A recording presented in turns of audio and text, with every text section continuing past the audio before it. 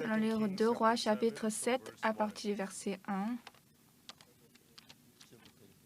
Si vous avez trouvé, je vais lire à partir du verset 1.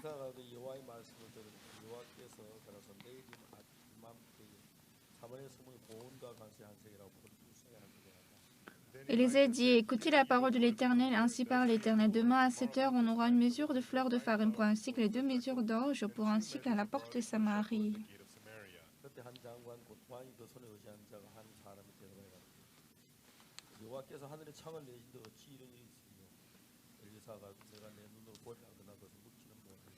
L'officier sur la main duquel s'appuyait le roi répondit à l'homme de Dieu, quand l'Éternel ferait des fenêtres au ciel, pareille chose arriverait-elle? Et Élisée dit, tu le verras de tes yeux, mais tu n'en mangeras point.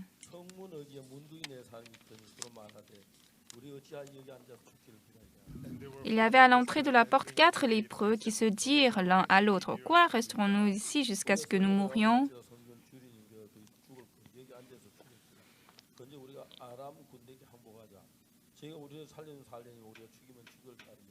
Si nous songeons à entrer dans la ville, la famine est dans la ville et nous y mourrons. Et si nous restons ici, nous mourrons également. Allons nous jeter dans le camp des Syriens. S'ils nous laissent vivre, nous vivrons. Et s'ils nous font mourir, nous mourrons.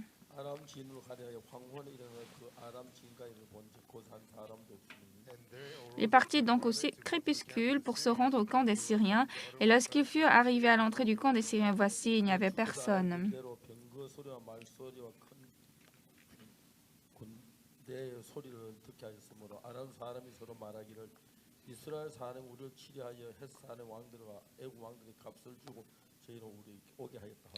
Le Seigneur avait fait entendre dans le camp des Syriens un bruit de chars, un bruit de chevaux, le bruit d'une grande armée, et ils s'étaient dit l'un à l'autre, voici, le roi d'Israël a pris à sa solde contre nous les rois des Étiens et les rois des Égyptiens pour venir nous attaquer. Et ils se levèrent et prirent la fuite au crépuscule, abandonnant leurs tentes, leurs chevaux et leurs ânes, le camp tel qu'il était, et ils s'enfuirent pour sauver leur vie.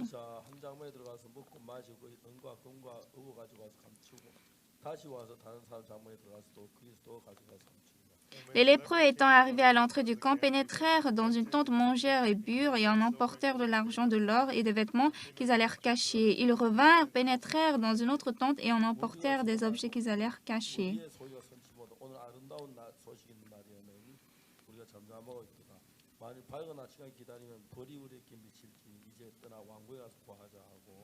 Puis ils se dirent l'un à l'autre, nous n'agissons pas bien. Cette journée est une journée de bonne nouvelle. Si nous gardons le silence et si nous attendons jusqu'à la lumière du matin, le châtiment nous attendra. Venez maintenant et allons informer la maison du roi.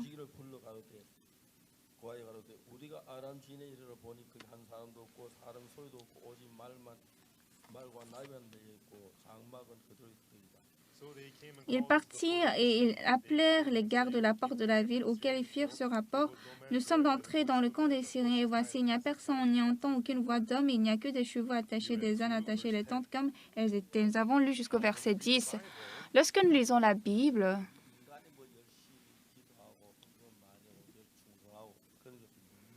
en vérité, nous, les hommes, nous pensons que nous faisons beaucoup d'offrandes, nous prions, nous avons du zèle, etc.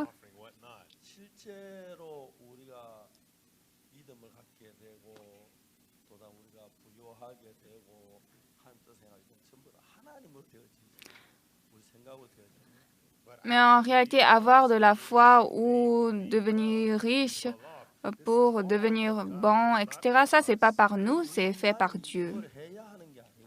Alors, ce n'est pas l'homme qui doit faire quelque chose. Lorsque nous acceptons la parole de Dieu telle qu'elle est,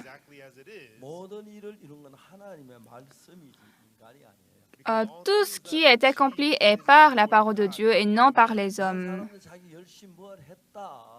Beaucoup de gens pensent, ah, c'est mes efforts, c'est mon zèle, j'ai prié. J'ai aidé des gens pitoyables. J'ai fait le jeûne. Je me suis sacrifié pour les autres. Il y a beaucoup de gens du monde qui pensent qu'à travers ça, les choses sont faites. C'est vrai que c'est les hommes qui font quelque chose. C'est vrai que l'homme a la foi, qui croit Dieu. Mais est-ce que ça vient de ma pensée, de ma volonté, ou de mon intention, ou c'est venu de Dieu? Ça, c'est très important. Mais lorsque nous lisons exactement la Bible,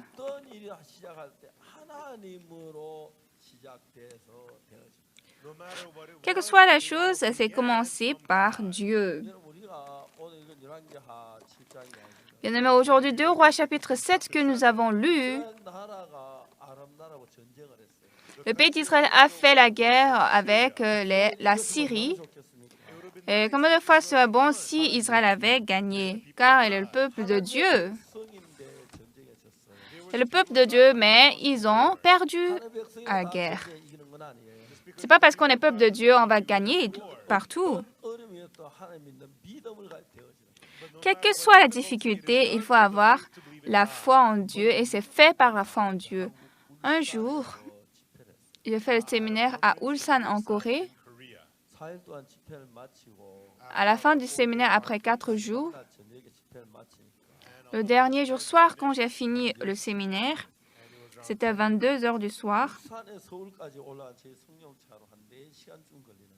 De Ulsan à Séoul, par ma voiture, ça dure 4 heures environ.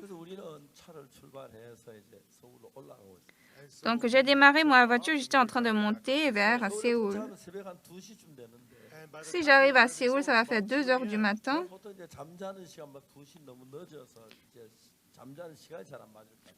Alors, il y a en fait mon heure à laquelle je dors. Si je dors à 2 heures, ça ne va pas être bien.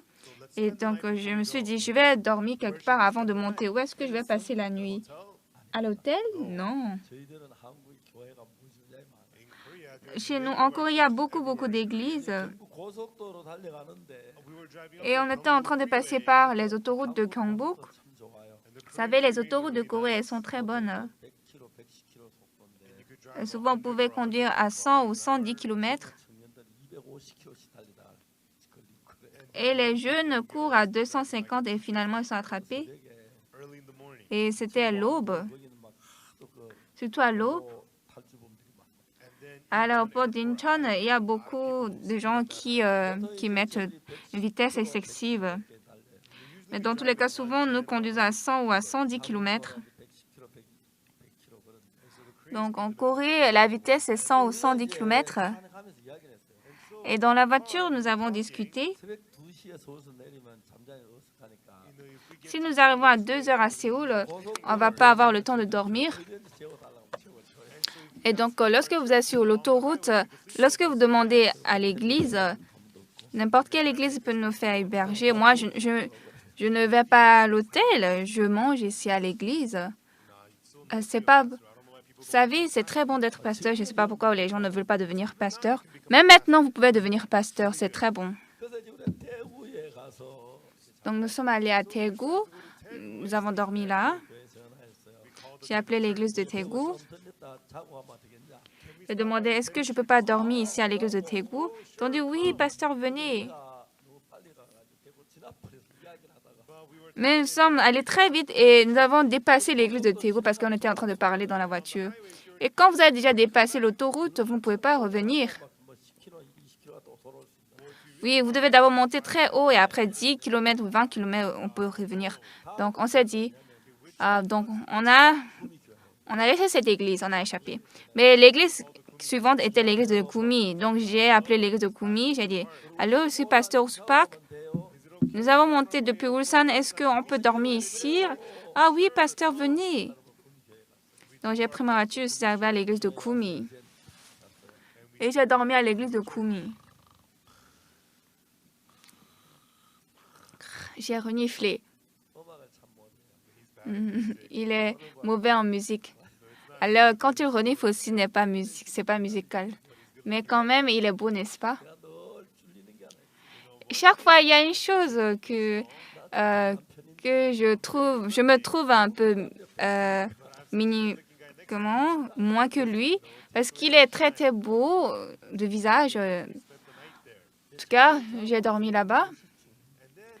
Et donc, à 4 heures du matin, comme ça, je voulais m'enfuir. Je me suis réveillée silencieusement et j'ai ouvert la porte de l'entrée. Et devant l'entrée, il y avait quelqu'un debout qui m'attendait. J'étais surpris. C'était le pasteur de l'église de Kumi. Et franchement, je pense il prévoit bien les choses plus que moi. Il savait que j'allais fuir et il m'a attrapé. Il a dit, pasteur, est-ce que vous pouvez prêcher la dévotion matinale ici? En fait, en Corée, nous faisons la dévotion matinale à l'aube dans les églises. Et donc, il m'a saisi. Il est en train de me dire, tu vas payer l'hébergement, c'est-à-dire prêche la parole. Donc là, ce jour-là, dans cette église, j'ai prêché la parole.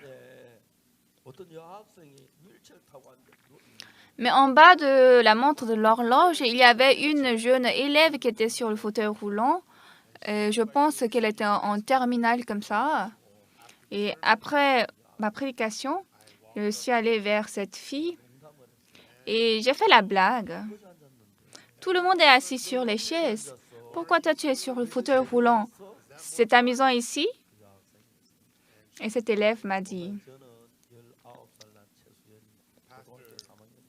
pasteur, je suis Choi Soo-yeon, j'ai 19 ans, je suis en terminale. Et puis qu'est-ce que cet élève m'a dit?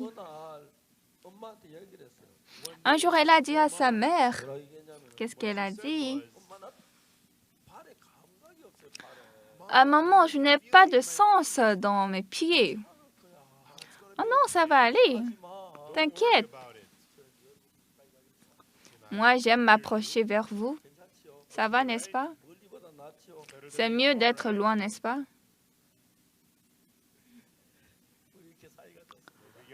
Nous sommes très bien comme ça, nous nous entendons bien. Oui, bien sûr, nous devons nous entendre bien. Et maintenant, elle n'a pas de sens dans ses pieds. Maman, pourquoi je ne sens rien dans mes pieds? Et elle ne sent rien. Et ça montait jusqu'à ses jambes, c'est venu jusqu'aux genoux. Ah non, ça va aller, ça va aller. Puis elle est allée à l'hôpital. En fait, dans sa colonne vertébrale, dans la colonne vertébrale, il y a les nerfs qui coulent. Et on appelle ça la myélite. Elle a une inflammation à sa moelle épinière. Et ça touchait les nerfs. Et c'est pourquoi elle a été paralysée. Et les docteurs ont dit, il y a une inflammation au niveau de la moelle épinière. Et c'est pourquoi elle n'a pas de sens. Et elle va mourir bientôt. Et c'est pourquoi elle ne pouvait même pas aller uriner. On devait enlever l'urine à travers la machine. Et pour aller déféquer, après 2 ou 3 jours, chaque fois, sa mère doit pousser son ventre pour déféquer. Donc, elle est en train de mourir. Elle a 19 ans. Elle est jolie. Elle est jeune. C'est l'âge d'éclore comme une fleur, mais vraiment, ça faisait très mal d'écouter ça. Moi, je ne suis pas Jésus-Christ, je suis pasteur Oak Park. Mais ce n'est pas moi qui fais quelque chose. Comme je connais le cœur de Jésus, alors j'ai réfléchi. Quand Jésus était vivant, cet élève, s'il était venu devant Jésus, est-ce que Jésus-Christ allait la guérir ou il va la mépriser, la dépasser? Oui, ça c'est très important.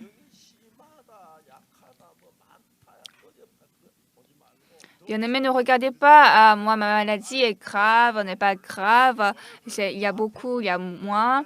Mais dans le livre de Matthieu, vers dernier chapitre, qu'est-ce qu'il est dit?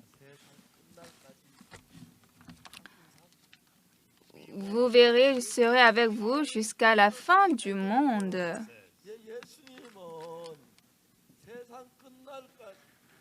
Puis Jésus-Christ, jusqu'à la fin du monde, est avec vous.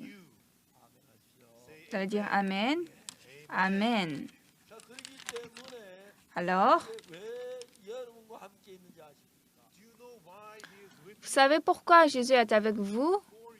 Pour vous aider, pour travailler à vous, jusqu'à la fin du monde. Il est avec vous. Et c'est ce qui est écrit à la fin du livre de Matthieu. Est-ce que Jésus est avec cet élève Chesuyeon ou pas?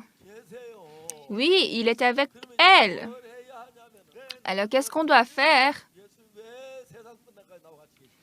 Jésus, pourquoi tu es avec moi jusqu'à la fin du monde? Pour amuser avec moi? Pour voir, surveiller ce que je suis en train de faire, ou bien pour voir si je suis en train de pécher ou pas? Non. C'est pour nous. Pour faire toutes choses. C'est pourquoi Jésus est avec nous.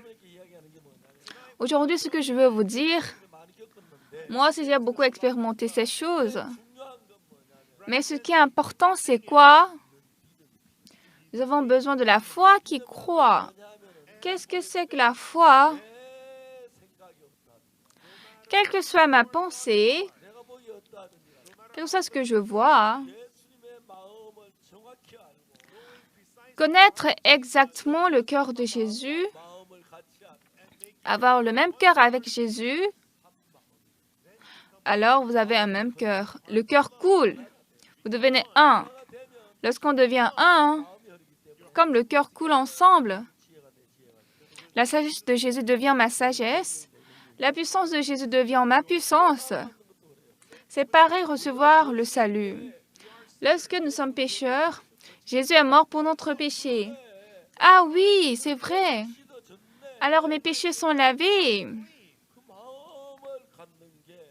Avoir ce cœur est croire Jésus. Alors, ce n'est pas avoir une pensée différente de Jésus. Moi, j'enseigne cette parole à beaucoup de personnes. Et lorsque nous avons le même cœur avec Jésus, Jésus est avec nous jusqu'à la fin du monde. Pourquoi il est avec nous jusqu'à la fin du monde? Pour regarder souffrant, ah, c'est intéressant, c'est amusant. Non. Notre souffrance, notre tristesse, notre souci, notre inquiétude, il est à la place de nous. C'est pourquoi il dit, je suis avec vous tous les jours jusqu'à la fin du monde. Alors, en nous, comment Jésus travaille? Ce n'est pas que nous devons prier avec du zèle, ce n'est pas que nous devons faire d'efforts, mais c'est avoir le même cœur avec Jésus. Pourquoi Jésus est avec nous jusqu'à la fin du monde? Pour travailler en nous, il est avec nous. Est-ce que vous comprenez? Vous pouvez dire Amen? Oui. Alors, lorsque vous avez le même cœur avec lui, alors maintenant, ce n'est plus mon travail, c'est le travail de Jésus. Alors, j'ai dit à Chesuyeon, écoute-moi. Jésus est avec toi. Si Jésus te guérit, ça, ce n'est pas un problème. La prochaine fois quand je l'ai rencontré, en fait, le jour où je l'avais rencontré, elle ne pouvait pas marcher. Il y a le cop, en fait, c'est le verre de l'eau devant elle, mais elle ne pouvait même pas prendre pour boire. On a dit qu'après quelques mois, elle va mourir. Et cette élève-là, de Kumi, elle est venue jusqu'à Séoul, où je suis, faire environ 280 km. Elle voulait venir. Mais à cause de l'urine, comme on enlève l'urine avec la machine, elle ne peut pas aller uriner n'importe où, n'est-ce pas? Donc, elle ne pouvait pas venir. Alors, la famille a prié. Père Dieu, le pasteur Oksupak, est-ce que faites-le venir ici à l'ex de Kumi? C'est ce que la famille de cet élève a prié. Alors, ce jour, moi, je n'ai même pas pensé à aller à Kumi. J'ai démarré ma voiture à Ulsan et en montant à Séoul, j'avais déjà promis à dormir à Daegu.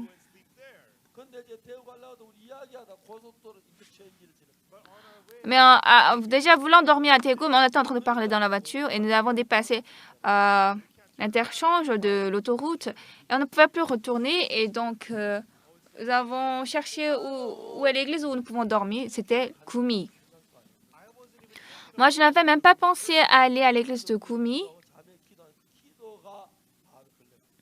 Mais c'est la prière de cette sœur, de la famille de cette sœur, m'a fait descendre ici.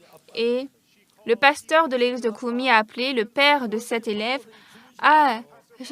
Aujourd'hui, frère, le pasteur Park va dormir ici. À la dévotion matinale demain, je vais attraper le pasteur pour qu'il n'aille pas et revenir avec Suyeon ici. C'est pourquoi l'élève était venu ce matin.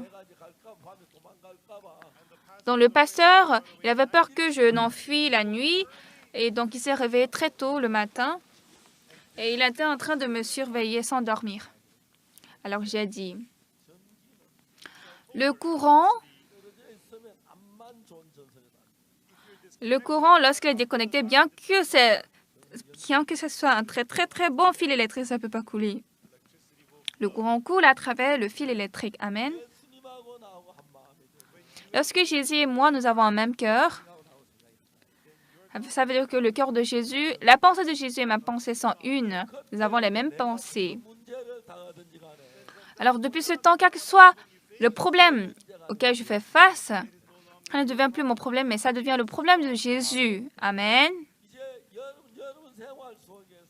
Alors, bien-aimés, à présent dans votre vie, si vous pensez juste un peu la Bible, Dieu peut travailler vraiment librement en vous. Combien de fois ça c'est merveilleux. J'étais reconnaissant. Alors là, j'ai parlé avec Suyeon. Suyeon, si ton cœur est connecté au cœur de Jésus, ça devient un. Cette myélite, ça n'est rien. Alors j'ai ouvert la Bible. J'ai parlé comment recevoir le pardon du péché à travers le sang de Jésus.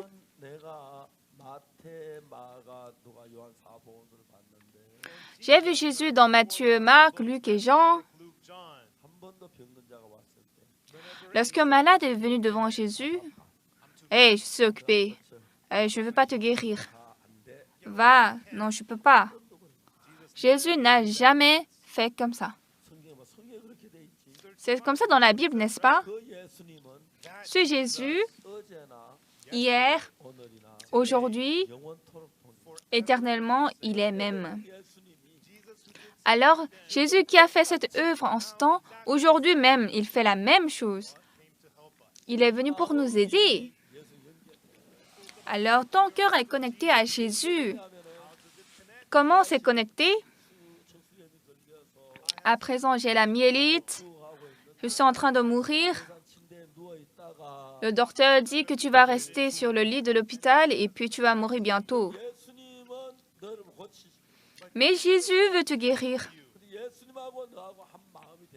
Alors là, tu dois avoir un même cœur avec Jésus.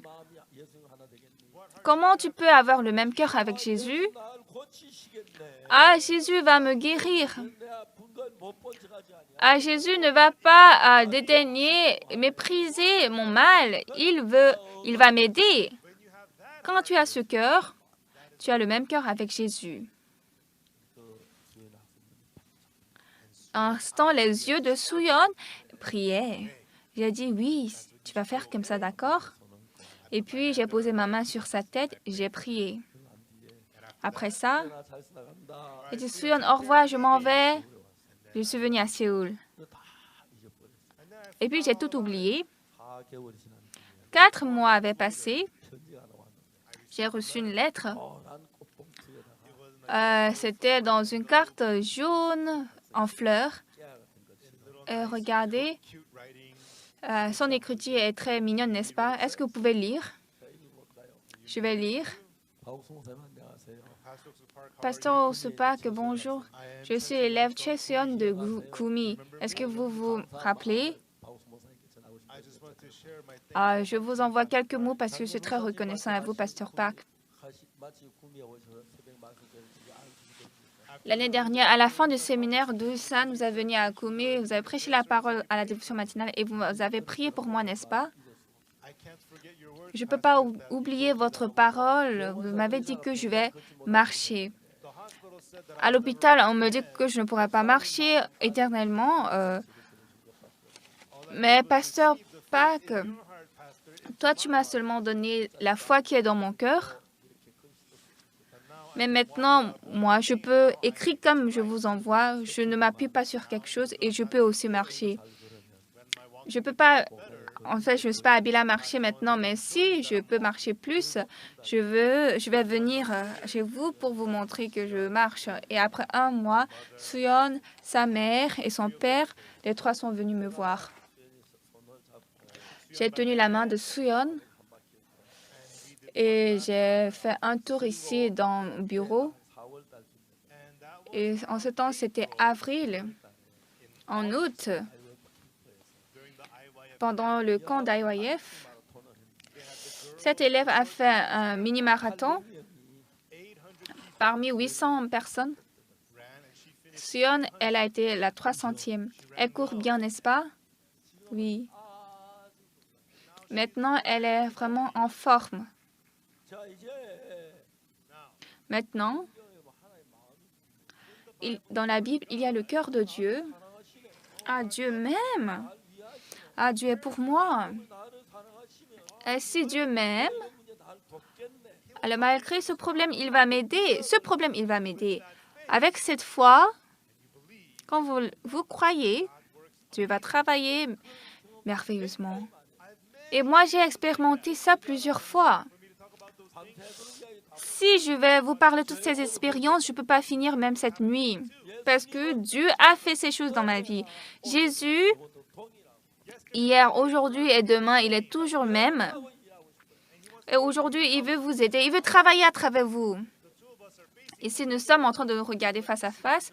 Il y a l'électricité, par exemple. Moi, je suis l'électricité. Lui n'a pas l'électricité. Mais lorsque nous sommes connectés, le courant y entre et coule. Alors, cette personne même est influencée par le courant. Vous n'avez pas besoin de faire autre chose. Il faut juste connecter le courant. Nous et Jésus, nous avons le même cœur. Et avoir le même cœur, parce que nous lisons la parole de Jésus et nous croyons la parole de Jésus, nous avons le même cœur. Alors, lorsque nous avons le même cœur coule. Amen. Le cœur de Jésus coule dans votre cœur. Présent, lorsque nous lisons la Bible, Jésus a été crucifié. Aujourd'hui, je ne peux pas tout vous parler ça, mais pourquoi Jésus a été crucifié? Jésus a été crucifié, il a pris le péché à notre place. La Bible nous dit, j'ai lavé tous leurs péchés blancs comme la neige. Bien-aimés, quoi que vous soyez, c'est ce que Jésus a dit. Ah, Jésus va guérir ma maladie. Lorsque vous avez cette foi, selon cette foi, Jésus va travailler. Moi, j'ai expérimenté de maintes fois ces choses. Maintenant, elle va au travail et elle est très heureuse. Et moi, j'ai expérimenté ces choses tellement de fois dans l'Église. À présent, nous avons lu 2 Rois chapitre 7. Israël a fait la guerre contre un autre pays et Israël a perdu. Et pendant la fuite, ils sont entrés dans la ville de Samarie. Ils ont fermé la ville de Samarie. Est-ce que vous comprenez? Les Japonais, lorsqu'ils construisent la ville, la cité, ils font autour du palais, seulement autour du palais. Mais les Coréens, lorsque nous construisons les murs, la muraille, nous construisons la cité autour de la ville. Les Chinois, lorsqu'ils construisent la ville, ils entourent tout leur pays. C'est pourquoi en Chine, il y a les grandes murailles. Lorsque vous allez en Chine, vous allez voir les grandes murailles. C'est très, très, très long. Oui. Alors, là, lorsque nous avons le même cœur avec Jésus, Lorsque le cœur de Jésus coule dans mon cœur, moi je suis faible, mais Jésus guérit la maladie, Jésus guérit les tentations, il vainc Satan et il vainc toutes choses. Il n'y a personne qui a la même pensée avec la pensée du Seigneur. Mais vous n'avez pas besoin de vous inquiéter. Lorsque mon cœur est différent du cœur du Seigneur, vous ouvrez la Bible. Ah, aujourd'hui, c'est ça le cœur de Jésus. Alors, je vais avoir aussi le cœur de Jésus. Jésus va travailler. Il faut avoir ce cœur. Vous comprenez? Aujourd'hui, 2 Rois chapitre 7 que nous avons lu. Avant, il y a le chapitre 6. Lorsque la Syrie a en fait lutté contre Israël, et Israël est repoussé, donc Israël est entré dans la ville. Ils sont entrés dans la ville et puis ils ont fermé la ville. Et donc les Syriens ne peuvent pas entrer dans la ville, n'est-ce pas? Est-ce que c'est vrai? Mais les Syriens ne sont pas rentrés dans leur pays, ils ne sont pas retournés. À quelques kilomètres de la ville, ils ont fait leur camp et ils sont en train d'amuser là-bas. Ils ne veulent pas retourner en Syrie. Et le peuple d'Israël ne peut pas sortir de la ville parce que s'ils sortent, ils vont être tués par les Syriens. Alors, le peuple d'Israël, ils font la ville autour des habitants, mais les fermes, les champs sont en dehors de la ville. Alors est-ce qu'ils peuvent aller faire le champ? Donc, 1 an, 2 ans passés et maintenant ils ont fini. Il n'y a plus de nourriture. Et quand il n'y a plus de nourriture, vous savez, la famine, elle est très, très, très misérable. Moi, je ne sais pas en fait le fait réel, mais en Corée, par exemple, le taux d'économie n'est pas très, très élevé, mais on dit que les citoyens coréens, ils vivent très bien, plus que tout autre citoyen dans le monde. Quand vous voyez les Coréens, ils vivent très bien, franchement. Tout à fait, ils vivent bien. Mais ce qui est important,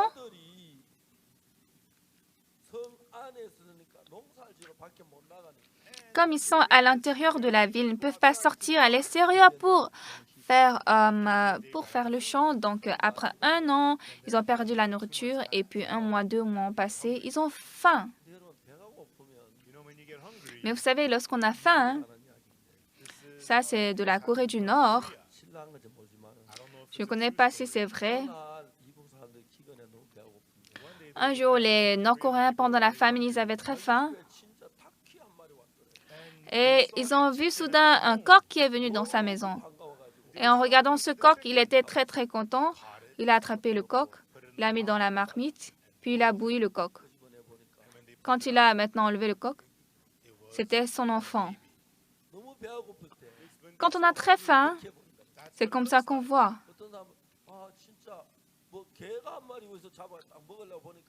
Il y a quelqu'un, il a vu un chien et il voulait manger, il l'a attrapé et c'était son fils.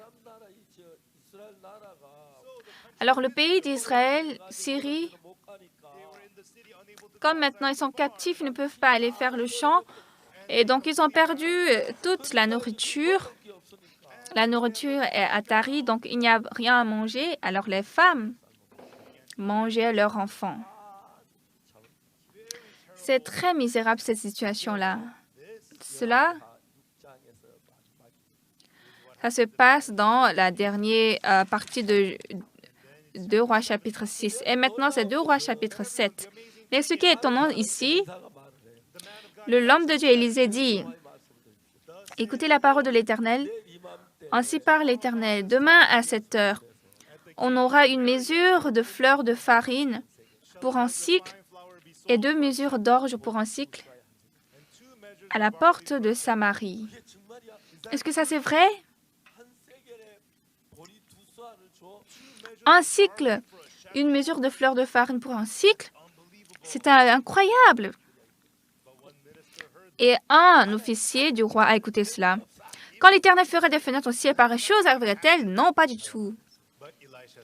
Mais Élisée a dit, « Tu le verras de tes yeux, mais tu n'en mangeras point. » C'est ce qu'il a dit. Et qu'est-ce qui s'est passé ce jour? Dieu a travaillé.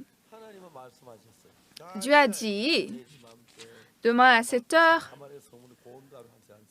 on aura une mesure de fleurs de farine pour un cycle et 2 mesures d'orge pour un cycle à la porte de Samarie. Comme c'est Dieu qui a parlé, Dieu a parlé, donc il doit accomplir sa parole, n'est-ce pas? Il va sûrement l'accomplir. Comment? On va voir.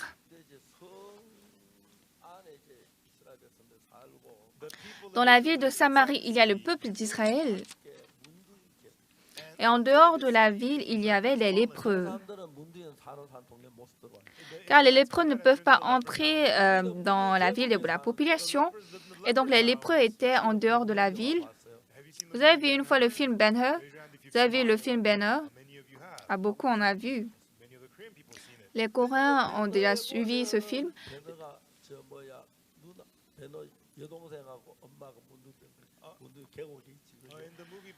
Dans le film de Ben-Hur, il y a la mère et la petite sœur de Ben-Hur qui sont lépreuses. Et Ben-Hur a dit à Messala, « Va ici à la colline des lépreux, tu vas les voir. » Il avait écouté que sa mère et sa petite sœur sont mortes, mais elles étaient ici à la vallée. Et là-bas, les lépreux, dans ce film, les lépreux sont on a très bien décrit les lépreux. Et maintenant, en Israël, les lépreux vivaient en dehors de la ville. Et ils faisaient une petite ville des lépreux. Et c'est la famille qui leur apporte de la nourriture, qui leur donne du pain ou bien des fruits. C'est ce qu'ils faisaient jusqu'à ce jour. Mais à cause de la famine, il n'y a plus de nourriture. Même la famine n'a rien à manger. Oui, lui-même, il n'a pas mangé. Mais comment il va donner à sa famille lépreux qui est en dehors de la ville pour manger? Donc, les lépreux aussi ont commencé à mourir étant affamés. Ils sont morts. Et maintenant, il y a 4 lépreux qui restaient. Les 4 étaient à l'entrée de la porte. Ils ne pouvaient pas entrer dans la ville. Alors, les lépreux étaient là. Ils attendaient la famille à leur donner à manger. 1 mois a passé, 2 mois ont passé. Ils étaient en train de mourir peu à peu. Les 4 lépreux sont restés. Alors, Dieu a dit, demain à 7 heures, on aura une mesure de fleurs de farine pour un cycle et 2 mesures d'orge pour un cycle à la porte de Samarie. Ça veut dire que le coût des nourritures va être très moins cher. C'est ce que l'homme de Dieu, Élisée, a prophétisé.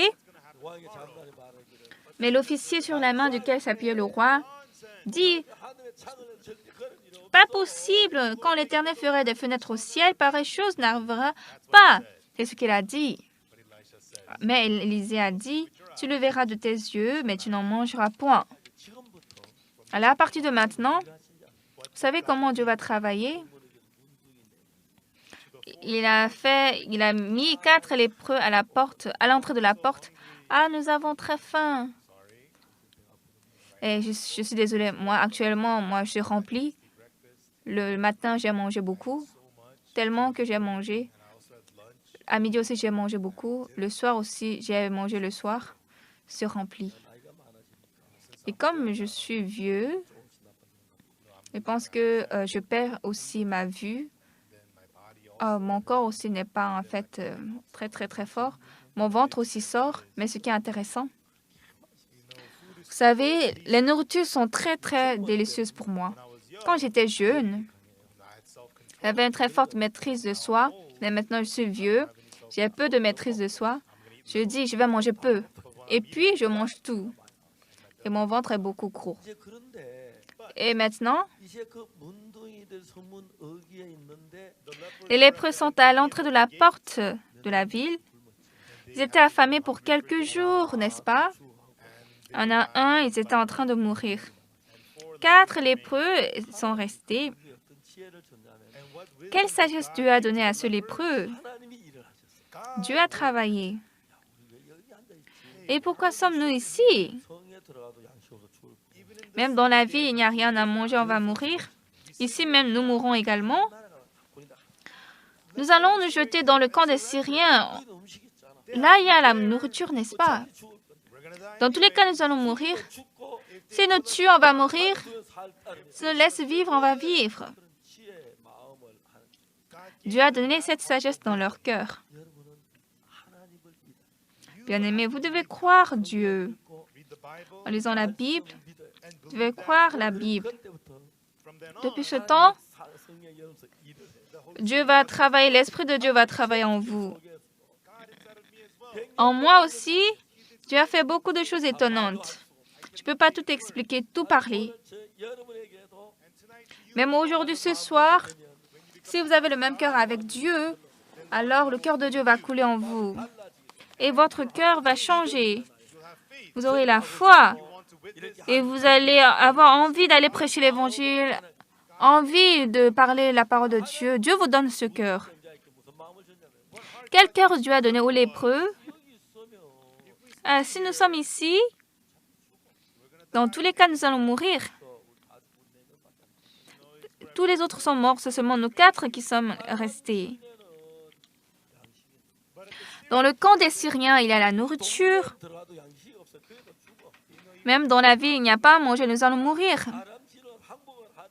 Nous allons aller capituler au camp des Syriens. S'ils nous tuent, on va mourir. S'ils nous laissent vivre, nous vivrons. Et donc, ils étaient en train de partir pour le camp des Syriens. Alors donc, qu'est-ce que Dieu fait? Demain à 7 heures, à la porte de Samarie, on aura une mesure de fleurs de farine pour un cycle et 2 mesures d'orge pour un cycle.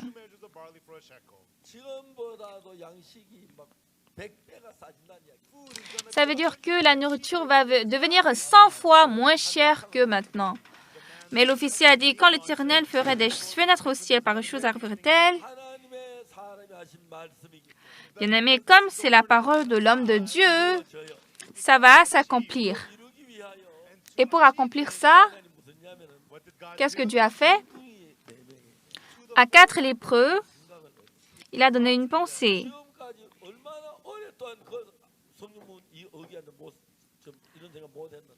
Jusqu'à présent, lorsqu'ils étaient à la porte de la ville, ils n'ont pas pensé à cela. Mais ce jour-là, ils se sont dit, dans tous les cas, nous allons mourir ici. Mais dans le camp des Syriens, il y a à manger. Nous allons nous jeter là-bas. S'ils nous laissent vivre, nous vivrons. Et s'ils nous font mourir, nous mourrons. Dans les 4 lépreux sont en train de se rendre au camp des Syriens. Et ce n'est pas parce qu'on va au camp des Syriens, tout ça va, n'est-ce pas? Dieu a travaillé.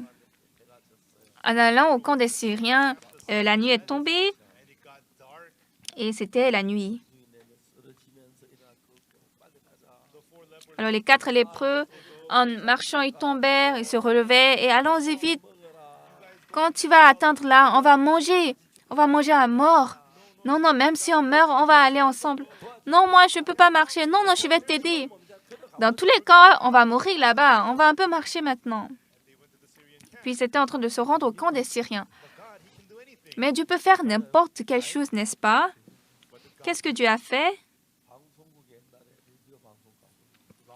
Quand avant nous allons au studio de radio, à l'époque il n'y avait pas de la télévision, il y a une machine qui donne des effets de son. Par exemple, des effets du vent, il y a des effets, le son des claquements de voiture, etc. Il y a des effets de son et c'est ce que Dieu a fait. À présent, les soldats syriens ont fait leur dîner et maintenant ils voulaient manger le soir et dehors. Hé, c'est quoi ce bruit? C'est quoi ce bruit? C'était comme si c'était le bruit de chevaux, le bruit de chars.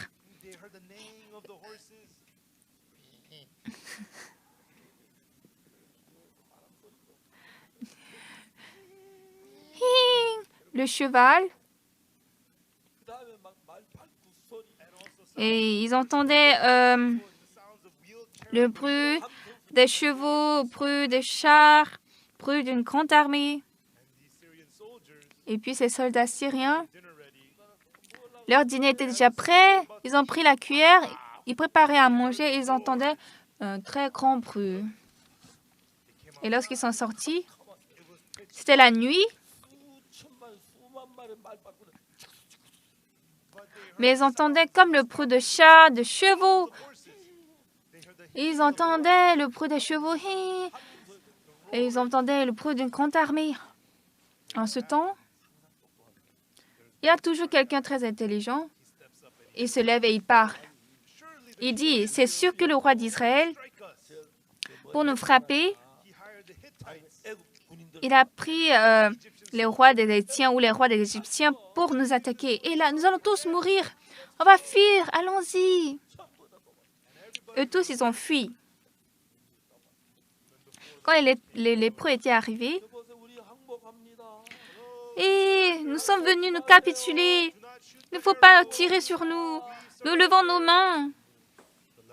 Les lépreux étaient arrivés, mais il n'y avait personne.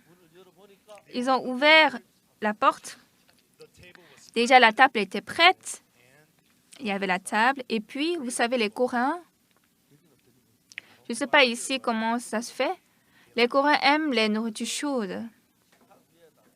Et donc, sur la table, on met le gaz et puis on allume le feu. On mange ce qui est en train de bouillir. Et sur la table,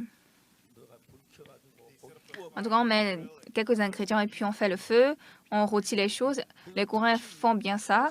Et surtout, en Corée, il y a ce qu'on appelle la sauce au poulet. Il y a très longtemps, les soldats avaient mis dans la sauce la saucisse, les ramen, les nouilles, etc., et quelques végétaux.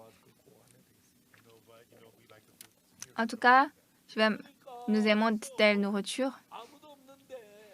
Et donc, il n'y a personne là.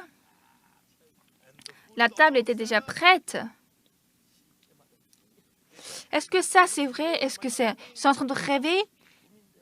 Ah non, c'est pas un rêve. Mais c'est comme un rêve, n'est-ce pas?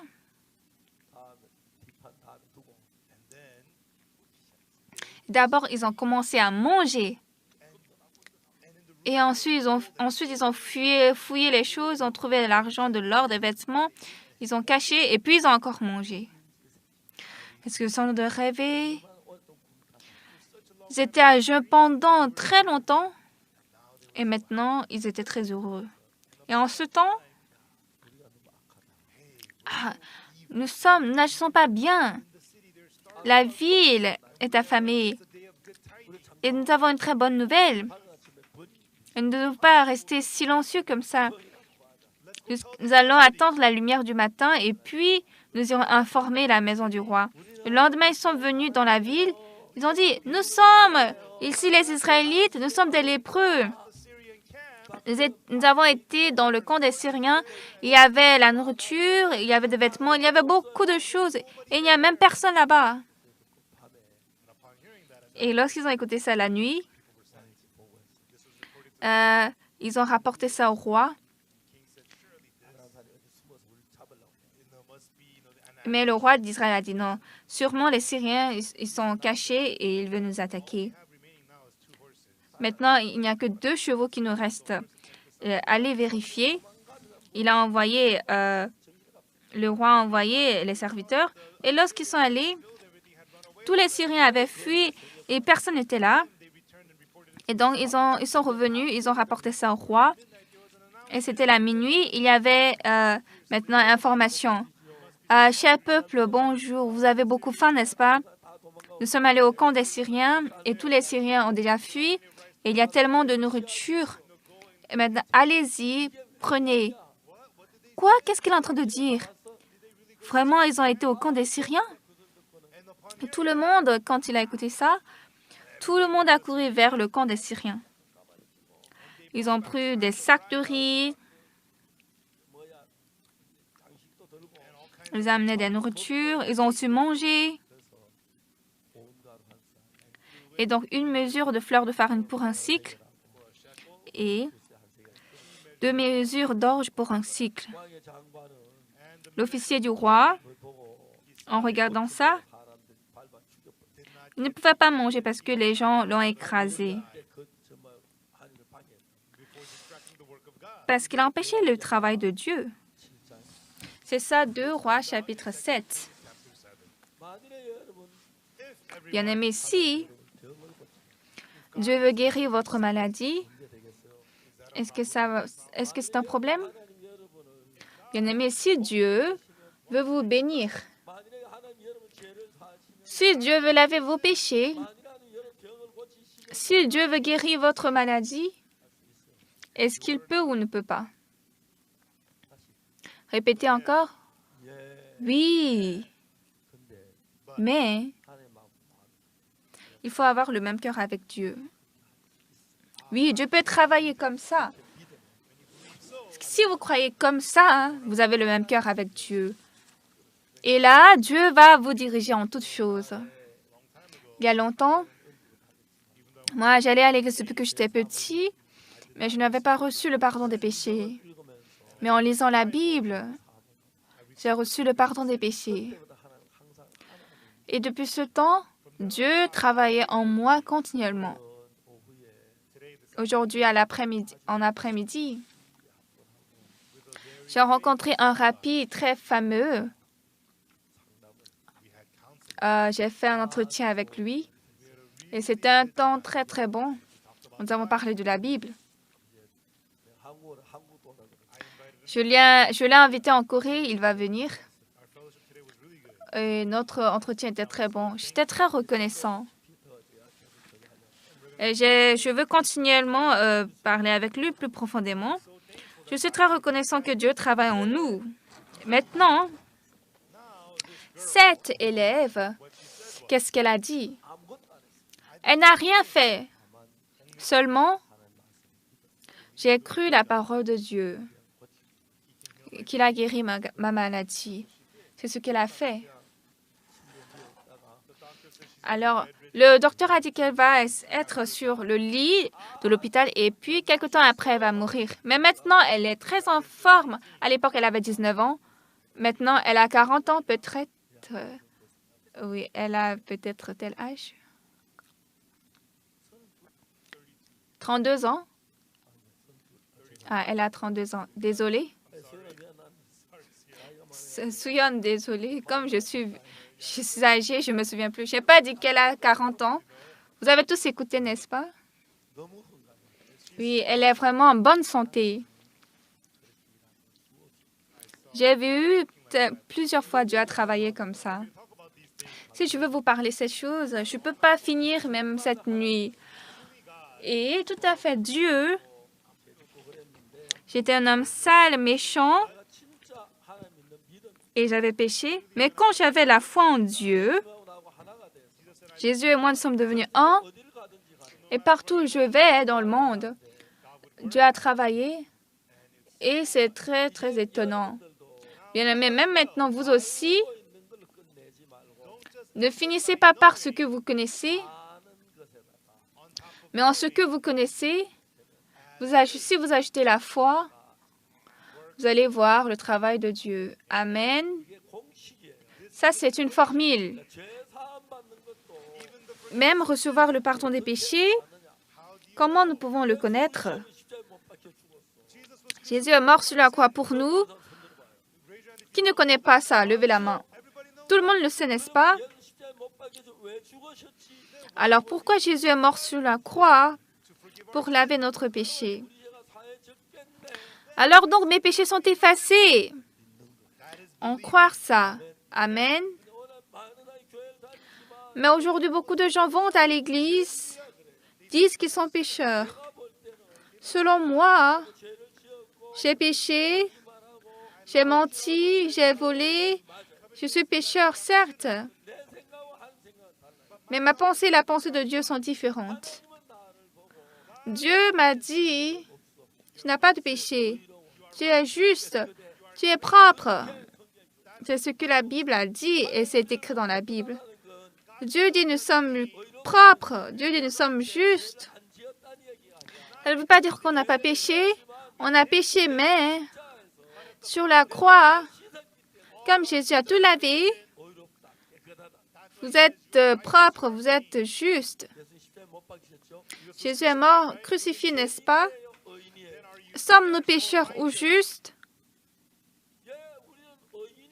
Oui, nous sommes justes.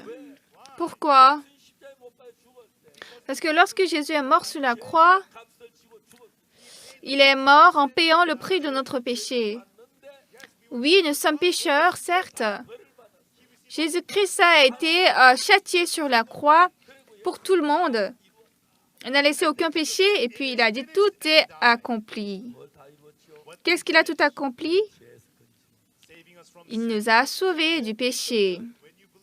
Quand vous croyez ça comme ça, votre cœur et le cœur de Jésus deviennent un. Mais les gens qui ne croient pas, Jésus a dit tu es juste. Non, je suis pécheur. Est-ce que c'est le même cœur ou le cœur différent? Un différent cœur. Vous n'avez aucune chose à... Ça veut dire que vous n'avez aucun rapport avec Jésus. Je suis pécheur, mais Jésus a dit je suis juste. Je pêche, donc je suis pécheur, c'est vrai. Mais si Jésus dit je suis juste, je suis juste. Moi, je suis juste. Croire comme ça et croire Jésus. Amen. C'est facile. Ne regardons pas les situations, les circonstances. Et tu as menti, tu es pécheur. Et tu as péché, tu es pécheur. Non, c'est vrai que tu as péché, mais tout est péché. Jésus, étant crucifié, il a reçu ça. Et donc, ses péchés sont effacés. Lorsque vous avez ce cœur, les 4 lépreux étaient affamés jusqu'à présent, n'ont pas pensé à ça. Et brusquement, ils ont pensé cela. Nous allons aller dans le camp des Syriens. Pourquoi? Parce que Dieu a fait une mesure de fleur de farine pour un cycle et 2 mesures d'orge pour un cycle. Amen. À présent, nous aussi, comme les lépreux,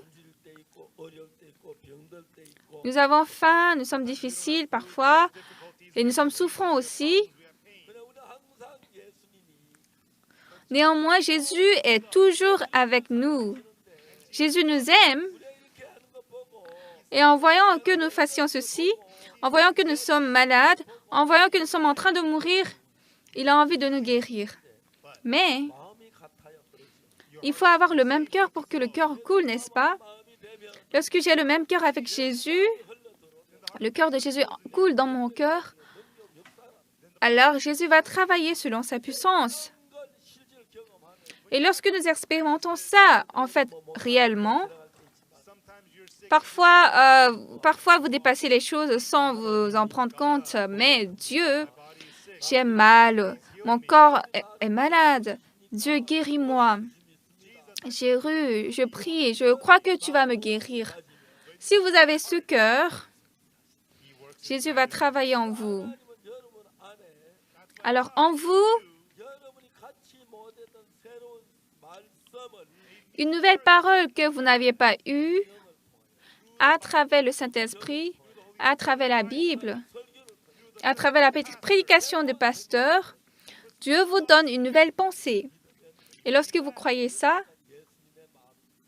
depuis ce temps, ça c'est la pensée de Jésus, ce n'est pas la vôtre. Et là, quand vous croyez cette parole, lorsque vous avez le même cœur avec Jésus, toute chose va commencer à revivre en vous. Amen. Les 4 lépreux sont allés à la ville de Samarie. Les 4 lépreux sont allés au camp des Syriens. Et regardez leurs yeux. Ouah, quoi, c'est la nourriture? Quoi, il y a de la nourriture? Quoi, il n'y a personne? Et comme ça, ils ont fait quoi? Ils ont commencé à manger. Ah, je suis remplie, je vais encore manger. C'était très, très intéressant. Ah, maintenant, mon ventre est gros. Vous savez, pour moi, les nourritures sont très, très, très délicieuses. Je pense toujours à manger peu, mais quand je m'assieds, comme les nourritures sont très bonnes, j'oublie de manger peu. Et puis, quand j'ai fini de manger, ah, j'ai mangé beaucoup. Et mon ventre est trop gros. Mon ventre est trop gros. Et je le remets. C'est ce que je fais. Et même parfois, quand je suis en train de prêcher, j'oublie que mon ventre est gros. Mais ce qui est important, ce qui est sûr, c'est que Jésus vit en moi. Et jusqu'à présent, quoi qu'il se passe en moi, moi, je n'ai pas imaginé à ça, mais en 1976, nous avons créé l'école de mission. Et maintenant, des missionnaires sont envoyés à l'étranger. Ils sont allés dans presque tous les pays du monde. Et les missionnaires sont en train de prêcher l'Évangile. Et cette fois-ci, à cause de la pandémie du COVID, on ne pouvait pas faire les séminaires. L'année dernière, pendant la Pâques, vous savez, normalement, pendant les Pâques, à l'aube, on fait la réunion, le culte, et dans un très grand stade en Corée, très grande salle de sport, environ 30 000 personnes peuvent entrer, mais en ce temps, le gouvernement a prohibé la réunion à cause du COVID-19. Donc, nous avons fait le service, le culte en ligne, en russe, chinois, anglais, français, et puis espagnol et le coréen. Nous avons interprété en 6 langues et chaque sermon, à chaque session, il y avait 2 millions de personnes qui ont écouté. Et moi, je ne pouvais pas croire ça. Mais Dieu a continuellement travaillé. Et ces derniers temps, nous avons fait la conférence aux États-Unis. Si je finis ici, Israël, après une semaine, je vais visiter quelques pays en Afrique du Sud, 6 pays d'Afrique du Sud. Je vais faire le séminaire là-bas. Je vais rentrer en Corée. Et peu de temps après, en avril, il y a le séminaire à New York. En mai, il y a quoi encore? En Amérique du Sud. En Amérique du Sud, il y a le séminaire au Pérou. En tout cas, il y a tel événement. Mais tout ce que je fais, Dieu a ouvert la voie. Aujourd'hui même, avec un rabbi, j'ai passé de très bons temps et j'étais très heureux. Il était aussi très content. Le rabbi m'a offert quoi? Un très grand certificat d'appréciation. Nous avons lu ça. Qu'est-ce qui était écrit là?